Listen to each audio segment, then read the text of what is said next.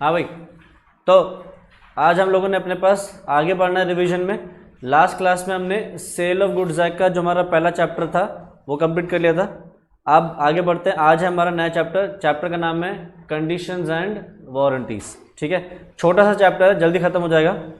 आओ जी, सबसे पहले हम देखते हैं अपने पास कंडीशंस क्या हैं, वारंटीज क्या हैं। कंडीशंस एंड वारंटीज जल्दी से देखते हैं। देखो, अगर हम देखें तो सेल ऑफ गुड्स एक्ट कहता है कि आप चाहो तो एक कॉन्ट्रैक्ट में एक स्टिपुलेशन डाल सकते हो। स्टिपुलेशन मतलब टर्म्स, जैसे तुमने देखा होगा कि टर्म्स एंड कंडीशंस लिखी होती है कहीं कहीं पे कि ये टर्म्स एंड कंडीशंस हैं, अगर आप ये पूरा करते हो तब आप ये कॉन्ट्रैक्ट कर सकते हो। तो वो क्या है, स्टिपुलेशंस होती हैं। तो आप चाहो तो एक कॉन्ट्रैक्ट में शर्तें रख सकते हो जिसको हम बोलते हैं स्टिपुलेशन। अब शर्तें जो होती हैं वो कुछ ऐसी हो सकती हैं, या तो एक है मैंडेटरी शर्त, मतलब ये सबसे ज़्यादा ज़रूरी शर्त है। तो अगर सबसे ज़्यादा ज़रूरी शर्त है तो उसको क्या बोलेंगे हम, कंडीशन है वो। और अगर हम कहते हैं कि हाँ ये शर्त है बट नॉट दैट इसेंशियल शर्त है, तो क्या हो जाती है, वो वारंटी हो जाती है। ठीक है, तो ये तो अभी हो गया, ऐसी मोटा मोटा से एक्सप्लेन कर दिया। जल्दी से देखते हैं कंडीशंस एंड वारंटीज होते क्या हैं। कंडीशंस वो शर्तें हैं, वो बातें हैं, वो स्टिपुलेशंस हैं जो इसेंशियल हैं to the main purpose of the contract. मतलब अगर आपने वो मेन शर्तें पूरी नहीं करी तो सामने वाली पार्टी आपके साथ कॉन्ट्रैक्ट कैंसिल कर सकती है। तुम मेरे पास आए कि सर हमें सीए फाउंडेशन या सीए फाउंडेशन क्लासेस दे दो। मैं कह रहा हूँ ठीक है, मैं पढ़ाने लगा, बट पढ़ाने लगा तुम्हें बीकॉम का सिलेबस। बताओ क्या तुम कॉन्ट्रैक्ट कैंसिल कर सकोगे? कर सकोगे। क्यों? क्योंकि तुम्हारा कॉन्ट्रैक्ट मेरे साथ किस चीज़ को हुआ कि पढ़ाई करवाई जाए सीए फाउंडेशन या सीएमए फाउंडेशन की। पढ़ाई कौन सी चल रही है? बीकॉम की। तो तुम्हारी जो शर्त थी वो सबसे ज़्यादा इंसेंशियल एलिमेंट थी, वो ही पूरी नहीं होगी, तो you have the choice to cancel the contract. तुमने एक गाड़ी जाके खरीदी और गाड़ी खरीदते वक्त जो डीलर है उससे बोला मुझे ऐसी गाड़ी चाहिए जिसका एवरेज हो 20 किलोमीटर पर लीटर। मतलब तुम कह रहे हो मेरे को गाड़ी में 20 किलोमीटर से ज़्यादा चल जाएगा, कम नहीं चलेगा।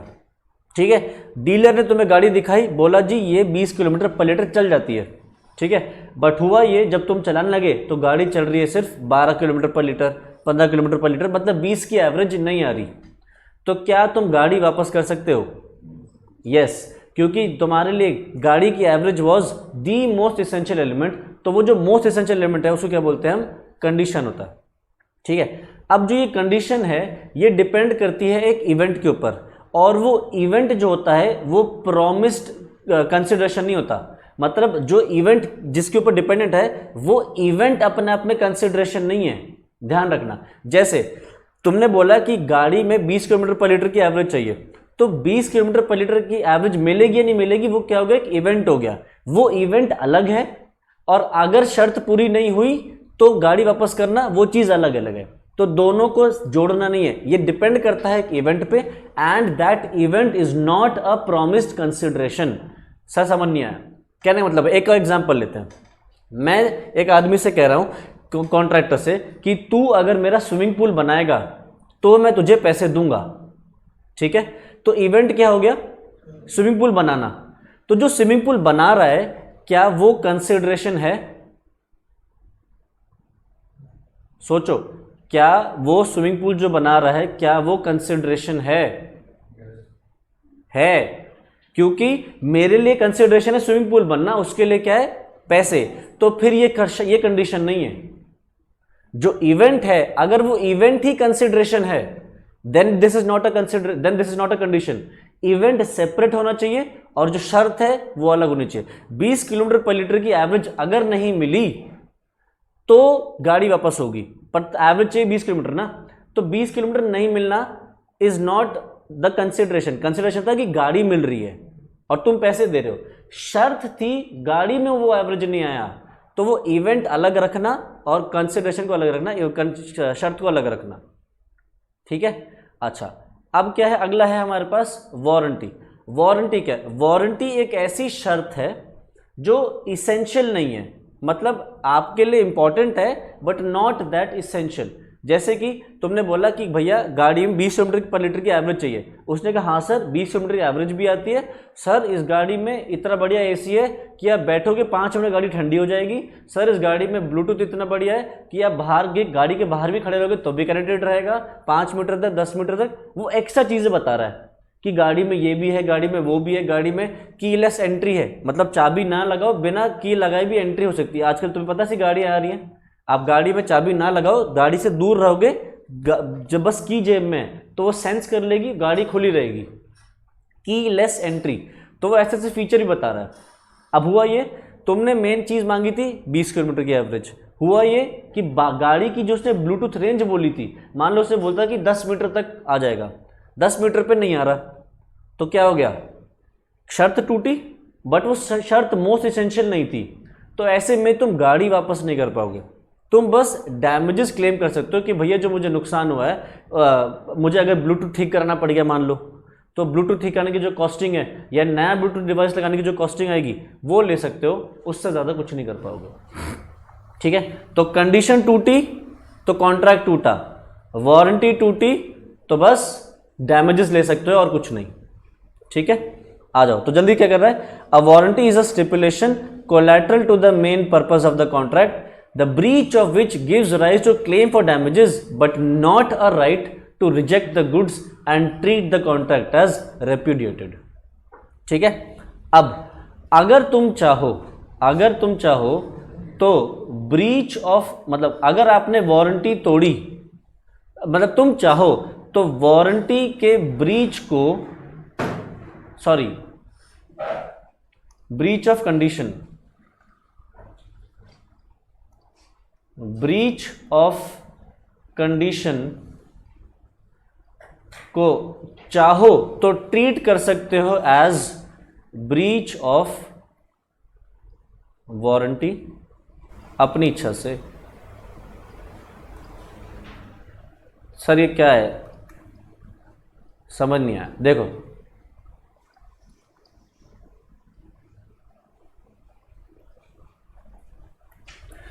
मान लो तुमने गाड़ी में बोला था मुझे 20 किलोमीटर पर लीटर की एवरेज चाहिए, ठीक है, बट तुम्हें 20 किलोमीटर तो नहीं मिल रहा, बट उस गाड़ी के साथ बड़े सारे एडिशनल फीचर आ रहे हैं और वो गाड़ी बाकी सारे मार्केट प्राइसेस से सस्ती मिल रही है तुम्हें।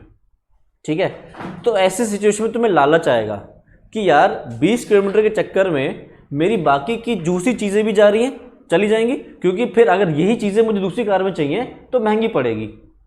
अब तुम्हें लालच आएगा तो डिसाइड करोगे कि गाड़ी लूँ या वापस करूँ। तो जनरली क्या करते हैं लोग, फिर रख लेते हैं कि भैया एक्स्ट्रा फीचर भी मिल रहे हैं और प्राइसिंग भी कम है। तो इस सिचुएशन में तुमने क्या किया, कंडीशन तोड़ी बट तुम गाड़ी वापस नहीं कर रहे, तुम क्या ले लोगे, डैमेजेस ले लोगे। तो यहाँ पे क्या होगा, आप अपनी इच्छा से भी चाहो तो ब्रीच ऑफ कंडीशन को ट्रीट कर सकते हो एज ब्रीच ऑफ वारंटी।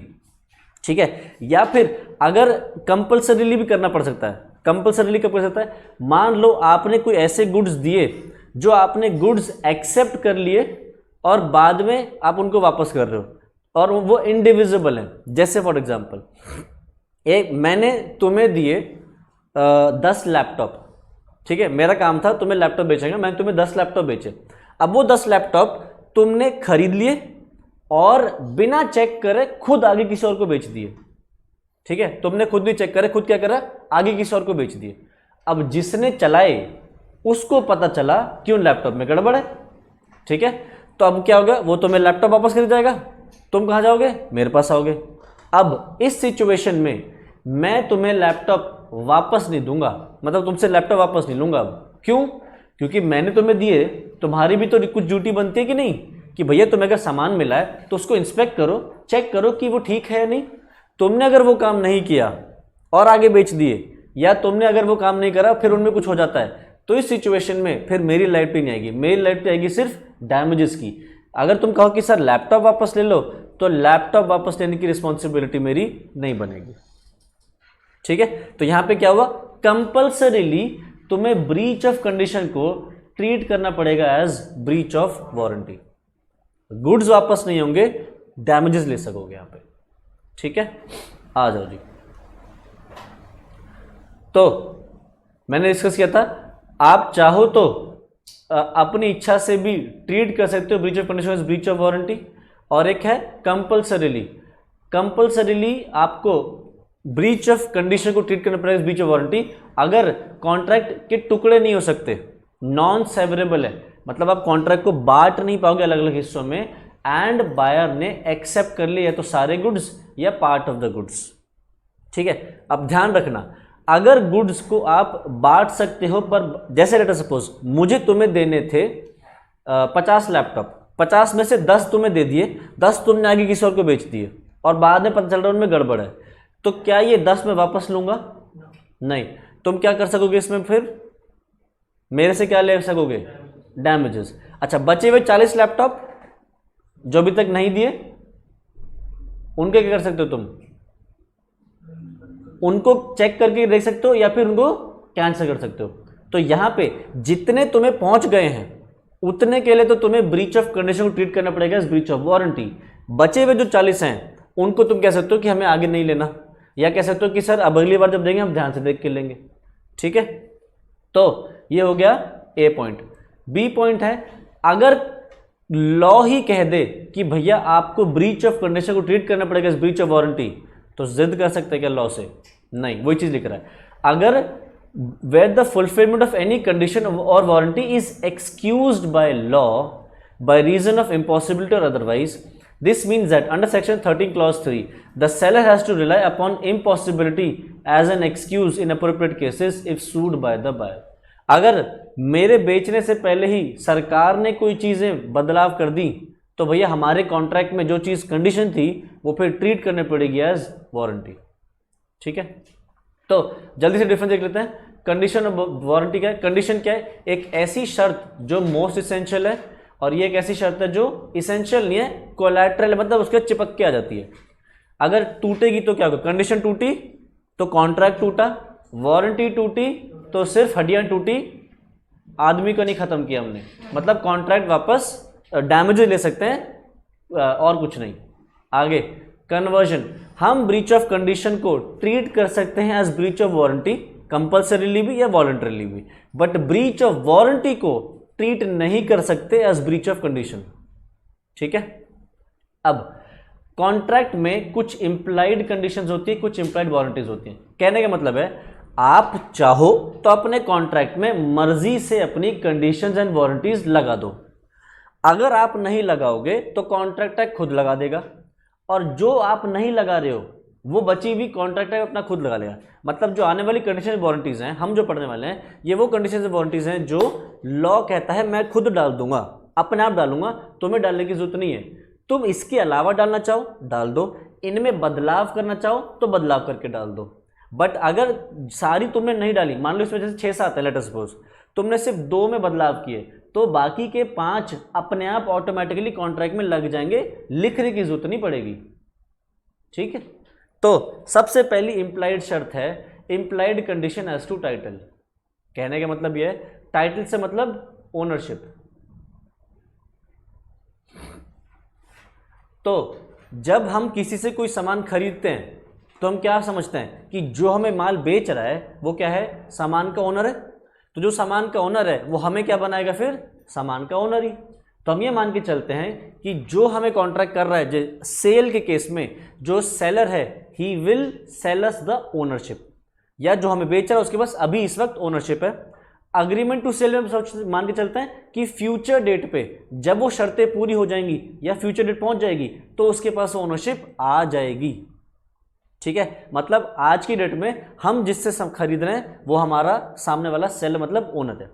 अच्छा, अगर सामने वाले का ओनरशिप डिफेक्टिव निकली, मान लो मैंने पूनम से एक पेन खरीदा और पूनम ने खुद वो पेन किसी और से ले रखा था, तो क्या पूनम सामान पेन की ओनर थी? नहीं। पूनम ने मुझे पेन दे दिया, क्या मैं पेन का ओनर बना?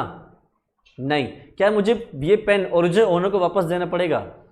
देना पड़ेगा। अच्छा, पूनम ने पेन किसी का चोरी किया था, ठीक, और चोरी किया हुआ पेन मुझे दे दिया, बेच दिया। अगर मेरे पास असली मालिक आके पेन मांगे तो क्या वापस देना पड़ेगा?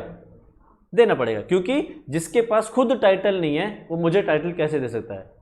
ठीक है, तो आपका खुद का ओनर होना जरूरी है। नेक्स्ट, हाँ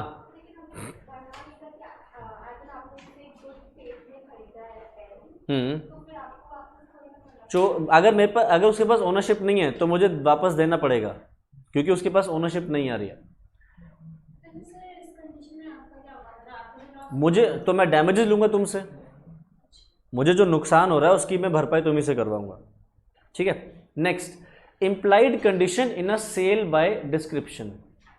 अगर आप सामान को सेल करते हो बाय डिस्क्रिप्शन तो क्या होगा? जैसे देखो, कई बार होता है तुम किसी दुकान पर जाते हो, दुकान वाला कहता है कि ये, तुम कहते हो भैया ये सामान है, वो कहता है हाँ है तो सही, बट अभी मैं उसका पैकेट नहीं खोल सकता। आपको मैं बता सकता हूँ कि कैसा कैसा है, बट उसका पैकेट नहीं खोल लेता। कई बार होता है ना, तो क्या हो गया, या तो पैकेट दिखा दिया, तो पैकेट दिखा दिया तो सैंपल दिखा दिया।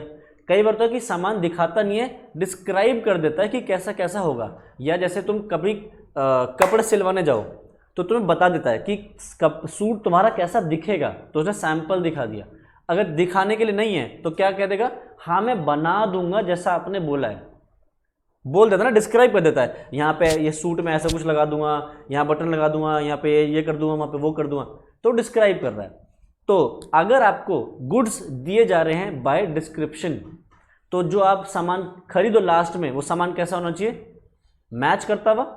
यानी कि सेल बाय डिस्क्रिप्शन में सामान वैसा ही होना चाहिए जैसा कि डिस्क्राइब किया गया है। तो डिसाइड कैसे कर सकते हैं कि सर ऐसी ऐसी पैकिंग में आएगा। कई बार तो ना कि सामान की पैकिंग बताते हैं कि हम उसको कार्डबोर्ड बॉक्स में देंगे, उसके ऊपर गिफ्ट रैपिंग करेंगे, उसके ऊपर एक स्टिकर लगा देंगे, क्या क्या कर देंगे। तो पैकिंग बता सकता है, वो बता सकता है किस ब्रांड का होगा सामान, या उसके अंदर क्या क्वालिटीज होंगी या क्या कैरेक्टरिस्टिक्स होंगी, वो बता देगा। ठीक है। तो क्या कर रहा है, सेल कर रहा है बाय डिस्क्रिप्शन। तो जब सामान बन जाए, मतलब जो बल्क क्वांटिटी ऑफ गुड्स हैं, they should correspond with the description. ठीक है। नेक्स्ट, अच्छा ध्यान रखना, सेंटेंस ऐसे आ जाएगा और कहेगा इस पे कमेंट करो।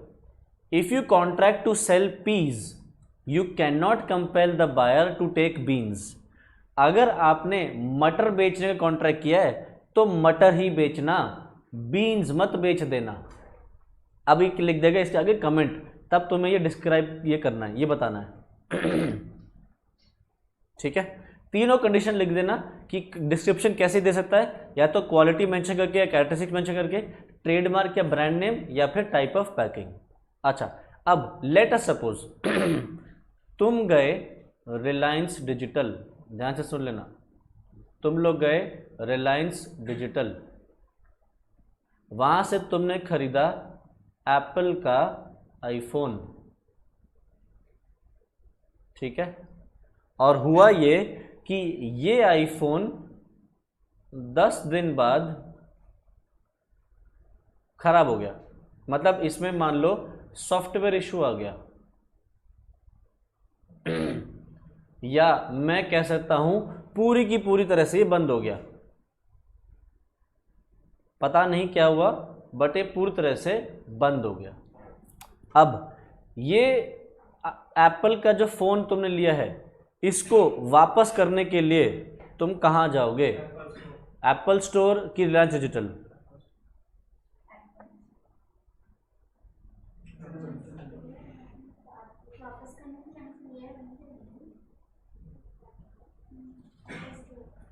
इसको हम वापस करने जाएंगे एप्पल स्टोर, या इसमें सॉफ्टवेयर इशू आ रहा है तो उसको ठीक करने कहाँ जाएंगे? Apple store. देखो, ये सिर्फ एक इंटरमीडियरी है, ब्रोकर है। सामान किसका है? एप्पल का है। तो हम जिसके पास सामान लेने गए हैं, अगर वो सामान बेच रहा है किसी ब्रांड का, किसी पेटेंट कंपनी का जिसने अपना पेटेंट करा रखा है, तो अगर उसमें कोई इशू आता है तो आपको उसी के पास जाना पड़ेगा जिसका है, ना कि जिससे आपने लिया है। तो सेल अंडर ब्रांड नेम या पेटेंट नेम है, तो जिसका पेटेंट था, ब्रांड था, उसी के पास वापसी होगी, सेलर के पास नहीं। ठीक।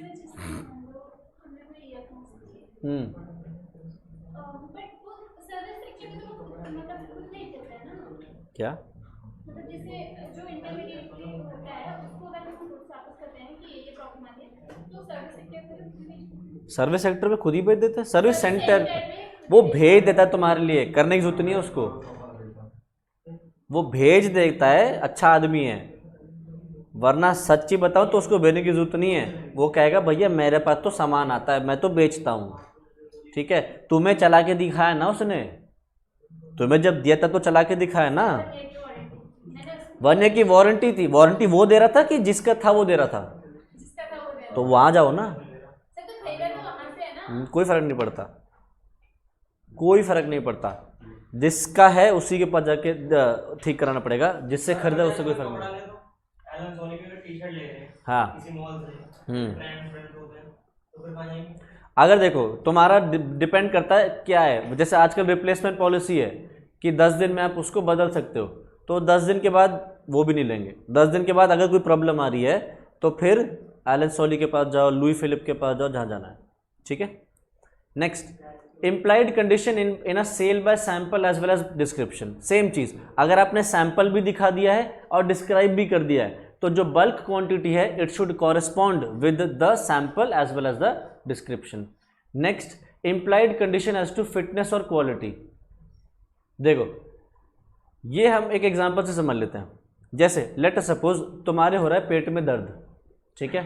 तुम क्या कर रहे हो, एक ऑप्शन तो है कि घर पे हाजमा की गोली ले लो, हाजमोला ले लो, ठीक है, डाइजीन ले लो। नहीं ठीक हो रहा तो क्या करते हैं ज़्यादातर, चूर्ण खा लो भाई, चूर्ण भी खा लो।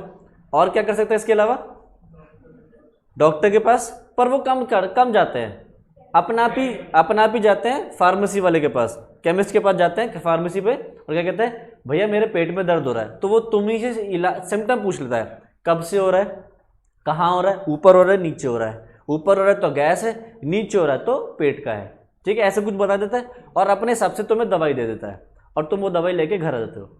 दवाई खा ली, ज़्यादातर तो ठीक हो जाते हैं, कभी कभी नहीं होते, बिगड़ जाती है हालत और, ठीक है। तो तुम यहाँ पे क्या कर रहे हो, तुम्हारे को दवाई नहीं पता, दवाई किसके पास गए, फार्मेसी वाले के पास। तुमने रिलाय किया उसके स्किल्स पे, उसके जजमेंट पे कि वो जो तुम्हें दवाई देगा वो ठीक देगा। क्यों, क्योंकि उसका काम है। तो यहाँ पे तुमने क्या किया, उसके ऊपर भरोसा किया, तो यहाँ पे उसकी ड्यूटी बनती है कि तुम्हें अच्छी दवाई दे, ठीक दवाई दे, ऐसी दवाई ना दे जो कि खराब हो। तो तुमने यहाँ पे यहाँ पे क्या गई, एक इम्प्लाइड कंडीशन आ गई कि वो जो सामान तुम्हें देगा वो फिटनेस या क्वालिटी का होगा, प्रॉपर फिट होगा या फिर क्वालिटी वाइज अच्छा होगा, ठीक है। तो तुमने क्या किया, बायर ने एक्सप्रेसली बता दिया सेलर को वो पर्पस जिसके लिए उसको गुड्स चाहिए, ताकि बायर रिलाय कर सके सेलर के स्किल्स और जजमेंट के ऊपर। And goods are of a description which is in the course of the seller's business to supply.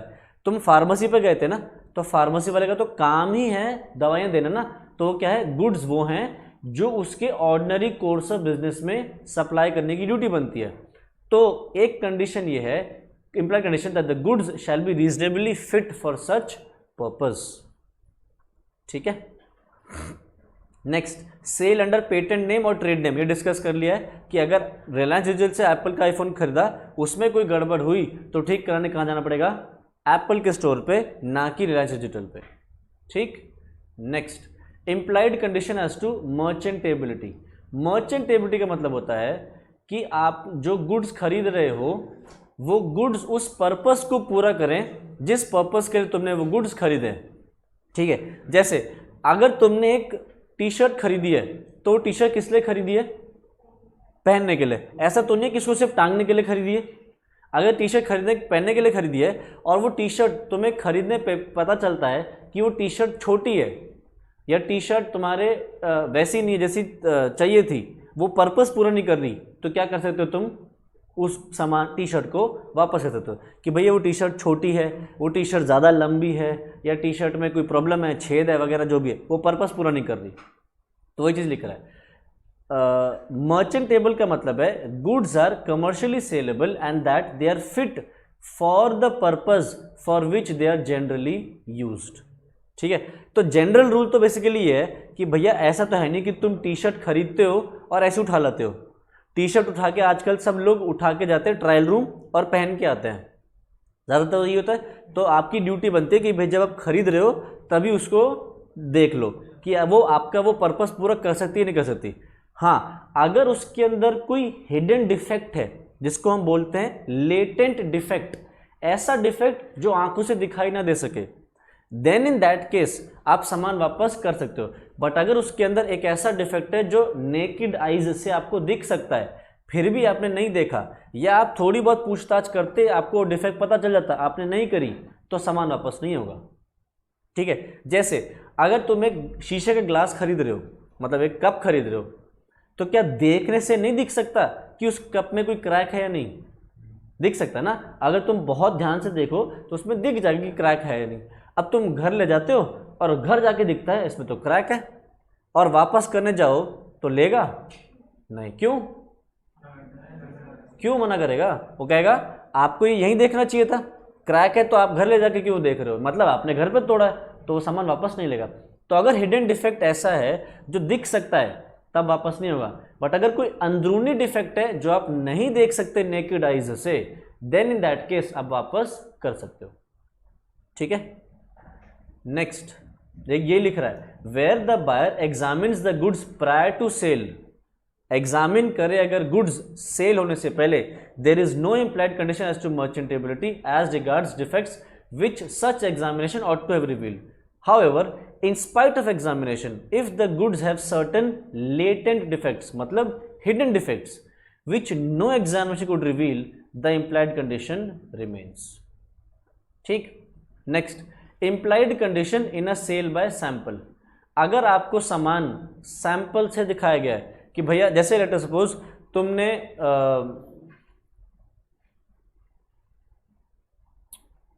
तुम कभी कभी जैसे तुमने लेट सपोज वो खरीदने गए हो, चावल खरीदने गए हो, तो बिग बाजार गए हो, तो बिग बाजार में तुमने देखा होगा कि वो चावल के बड़े बड़े वो रखे होते हैं, कट्टे नहीं, मतलब एक होता है ना जो शीशे के ग्लासेस, शीशे का वो होता है बड़ा सा कंटेनर, उसमें चावल रखा होता है। तुम वो चावल में हाथ डालते हो, देखते हो चावल कैसा है और कह देते हो कि हाँ चावल ठीक है, और उसके बाद तुम क्या करते हो, कह दो भैया 40 किलो चावल निकाल दे, 50 किलो चावल निकाल दे, तो 4-5 बोरे निकाल लाता है। तो तुमने क्या किया, एक सैंपल देखा ना, और सैंपल देख के ये समझ लिया कि भैया जो सैंपल है वही चावल के जो बोरे हैं उनमें होना चाहिए। तो यहाँ पे क्या रूल है, अगर आप सैंपल से सामान खरीद रहे हो सैंपल देख के, तो जो बल्क गुड्स हैं they should correspond with the sample, plus जो बायर है उस बायर को, अब एक चीज सोचो, तुम चावल लेके जा रहे हो, देखे कितने से चावल, मुट्ठी भर चावल तुमने चेक करे, और लेके कितने गए, लेट अस सपोज 50 किलो चावल, तो जो क्वांटिटी है गुड्स की वो ज़्यादा है ना, तो बायर को एक रीजनेबल टाइम मिलना चाहिए उन चावलों को इंस्पेक्ट करने का भी, कि भैया जो सामान उसको दिया गया है वो ठीक है नहीं। अगर वो बल्क 50 किलो जो चावल हैं, अगर वो उस सैंपल से मैच नहीं करते तो वो सामान वापस कर सकता है। ठीक है, तो देख लो, in a contract by sale by sample, bulk shall correspond with the sample quality, the buyer shall have a reasonable opportunity of comparing the bulk with the sample, and the bulk goods should be free from any hidden defect, या फिर defects जिनसे वो unmerchantable हो जाए, मतलब ऐसे goods जिनसे good सामान, इनमें इन सामान में वैसे कोई hidden defect नहीं होना चाहिए, एंड इन सामान के अंदर merchantability होनी चाहिए। merchantability मतलब they should be fit for the purpose for which they were bought। next, implied condition as to wholesomeness। ये जो चीज़ आती है ये खाने पीने की चीज़ों में आती है। कहने मतलब है, आप जो सामान खरीद रहे हो इट शुड बी, खाने पर के लिए it should be good for human consumption.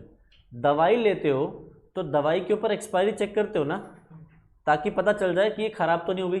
तो क्या कर रहे हो, दवाई के ऊपर एक्सपायरी डेट होनी चाहिए, नहीं है और तुमने खा ली, बाद में पता चला एक्सपायर्ड दवाई है, तो दवाई वापस कर सकते हो, और कोई डैमेजेस हो रहे हैं उस दवाई से तो वो भी ले सकते हो।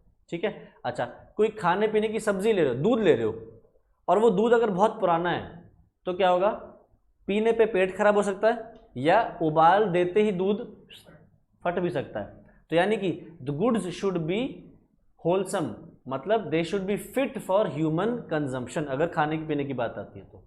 ठीक है, नेक्स्ट अगला है इम्प्लाइड वारंटीज। इम्प्लाइड वारंटी मतलब वो चीज़ें जो इसेंशियल नहीं है बट कोलैटरल हैं। सबसे पहला, the buyer must get quiet possession, जो बंदा सामान खरीद रहा है उसको वो सामान शांति से यूज करने की परमिशन होनी चाहिए। ऐसा ना हो कि उसको वो सामान उससे सामान वापस ले लिया जाए।